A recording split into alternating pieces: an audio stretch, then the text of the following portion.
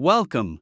In this tutorial, we're going to show you how to customize the item columns in your documents. EasyBilling gives you full control over the columns in your invoices, quotations, receipts, and all types of document, so you can display information exactly how you need it.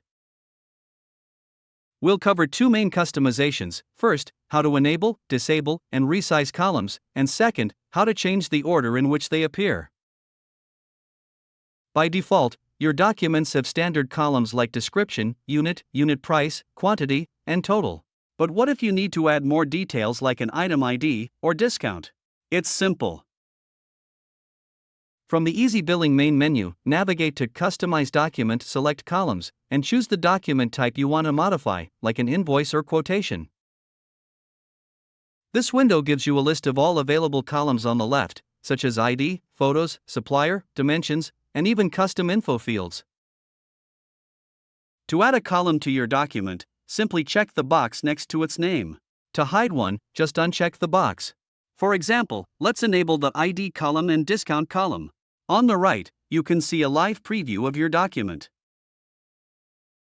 You can also control how wide each column is. In the width column, you can enter a specific width in millimeters.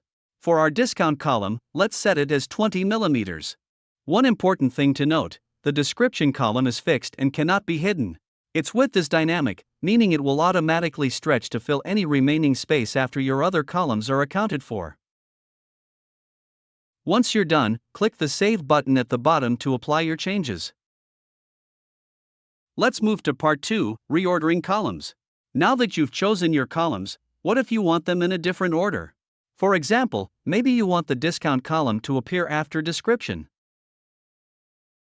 From the main menu, go to Customize Document and this time, select Column Order. Again, choose the document type you're working on. This window shows all the available columns in their current display order. You'll notice that any columns you disabled in the previous step are marked with Hidden. Some columns, like Total, may be marked as Fixed, which means they cannot be moved. Let's move our discount column appear after description. To reorder a column, it's very easy. First, click on the column name you want to move. Then, use the blue up and down arrow buttons in the top right corner to shift its position in the list. You can continue doing this until the order is perfect for your needs. There's no Save button here, simply click Close when you are finished, and the changes will be saved automatically. Now open an invoice and check our changes. The discount column is shown after description here. Let's input 20% discount and have a preview on it. The document now have ID column and also a discount column after the description column. And that's it. By using the columns and column order settings, you can completely tailor your document's item list to present information you need.